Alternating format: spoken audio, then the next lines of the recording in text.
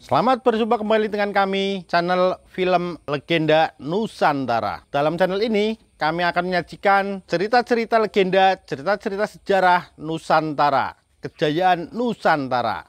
Semoga kita semua akan menyadari bahwa negara kita, Nusantara, adalah negara yang sangat luar biasa.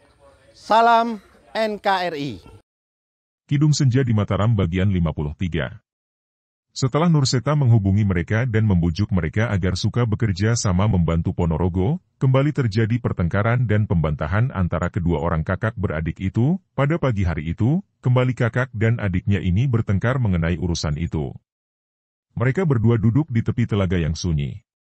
Mereka memang sengaja memilih tempat yang sunyi itu agar percakapan mereka tidak didengarkan orang lain.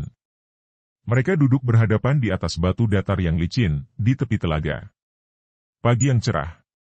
Matahari belum naik tinggi, merupakan bola besar yang kuning emas dan biarpun bola api itu sendiri cukup menyilaukan kalau dipandang langsung, namun sinarnya masih lemah dan hangat, belum menyengat.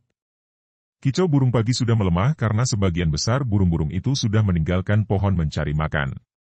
Tinggi di angkasa nampak beberapa puluh ekor kelelawar besar, atau kalong yang kesiangan, pulang ke sarang mereka dari pekerjaan mereka mencari makan sepanjang malam tadi.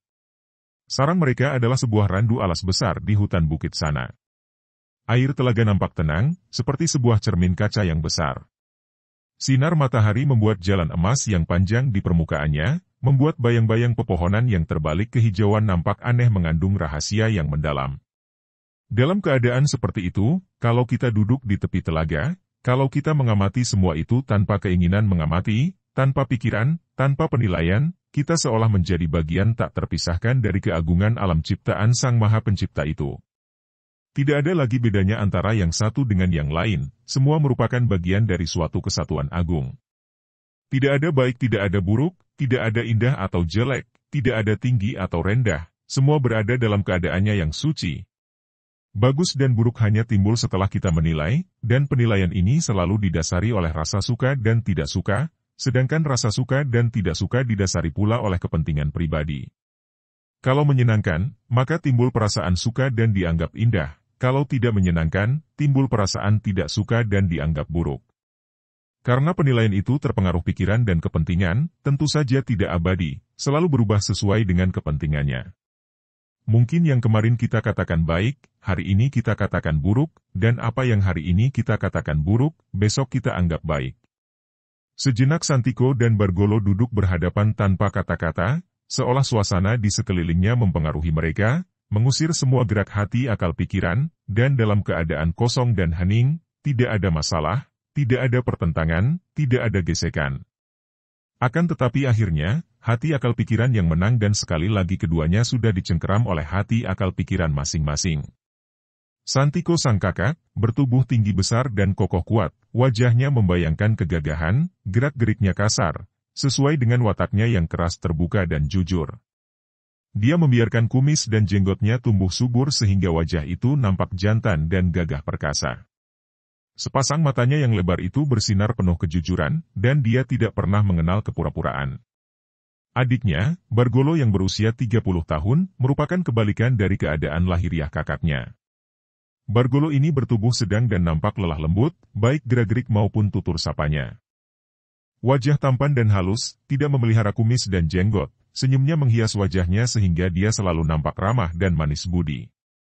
Akan tetapi biarpun keadaan mereka jauh berbeda, kedua kakak beradik ini memiliki tingkat kedikdayaan yang sama karena murid Ki Ageng Jayagiridi. Nah, sekarang kita bicara untuk yang terakhir kali, adikku Bargowo. Sudah sampai ke sini berita bahwa pasukan besar Mataram telah siap dan sewaktu-waktu pasukan itu akan datang menyerbu daerah Ponorogo. Kita harus dapat mengambil keputusan sekarang juga, selagi kita berdua saja di sini dan tidak ada yang mendengarkan percakapan kita, suara yang besar dan tegas dari Santiko itu berwibawa. Bargolo tersenyum. Baiklah, Kakang Santiko. Aku sendiri pun ingin mengambil keputusan agar aku dapat menentukan langkahku selanjutnya. Sekarang aku sekali lagi hendak bertanya. Engkau adalah adikku, adik kandungku, kita seayah dan seibu. Karena ayah dan ibu sudah tidak ada, maka sudah sepatutnya kalau aku sebagai kakakmu menjadi pengganti ayah dan ibu. Akan tetapi aku tidak ingin memaksakan kehendakku kepadamu. Nah, aku bertanya, apakah engkau ini, adik kandungku, benar-benar hendak melanjutkan dorongan nafsumu, hendak menjadi seorang pengkhianat? Engkau hendak membelakangi Ponorogo dan menyeberang, membantu Mataram? Memang benar, Kakang Santiko. Hatiku sudah bulat, aku bertekad untuk membantu Mataram, bukan untuk menjadi pengkhianat. Gila! Engkau hendak membantu Mataram dan melawan Ponorogo, dan engkau mengatakan bahwa engkau bukan menjadi pengkhianat? Lalu apa? Lupakah engkau akan semua wejangan Bapak Guru di puncak merbabu, bahwa seorang gagah tidak akan bertindak khianat? Kita adalah kaula Ponorogo, kita harus membela Ponorogo dengan taruhan nyawa, itulah sikap seorang ksatria. Kakang Santiko, engkau hanya ingat yang satu akan tetapi lupa yang lain.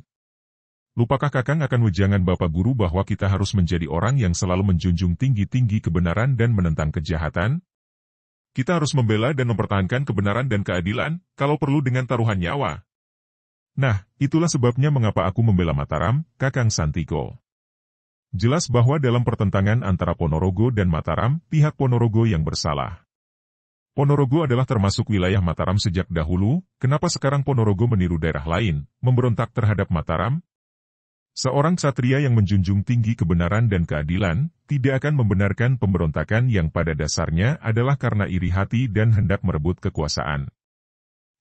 Engkau selalu mengajukan pendapat seperti itu.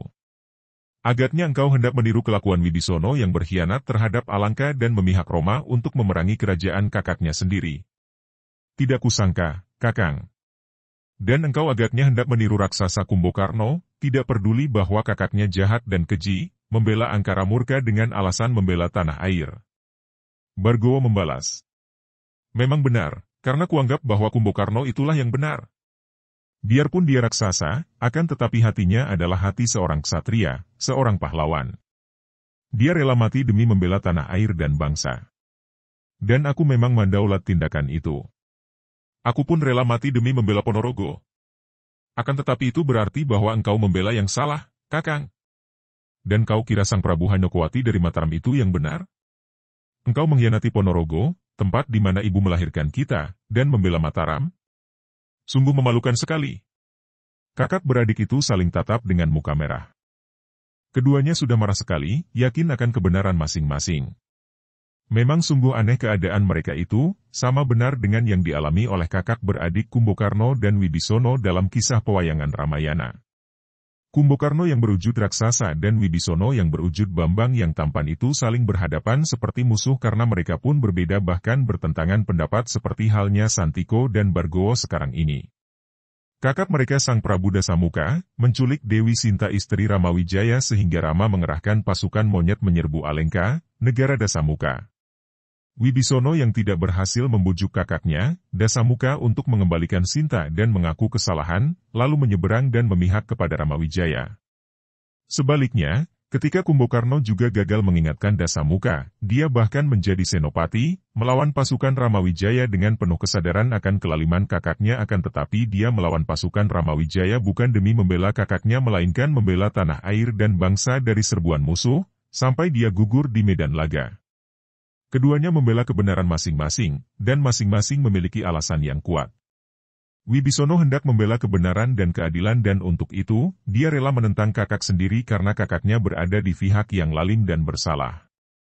Sebaliknya, Kumbokarno mati-matian membela negara dan bangsa, walaupun dia sadar bahwa kakaknya berada di pihak yang bersalah. Dia membela tanah air, bukan membela kakaknya, berarti dia membela kebenaran pula. Kakak beradik sama-sama membela kebenaran, akan tetapi kebenaran masing-masing, seperti kebenaran yang diakui oleh setiap orang, seringkali bertentangan. Kakang Santiko, benar-benarkah kita yang tadinya menjadi kakak beradik yang saling mencinta, saling membela, sekarang harus saling berhadapan sebagai musuh? Kakang, tidak adakah jalan lain? Bargowo berkata dengan suara penuh duka. Santiko menggeleng kepala dan menarik napas panjang. Aku menyesal sekali, Adi Bargowo.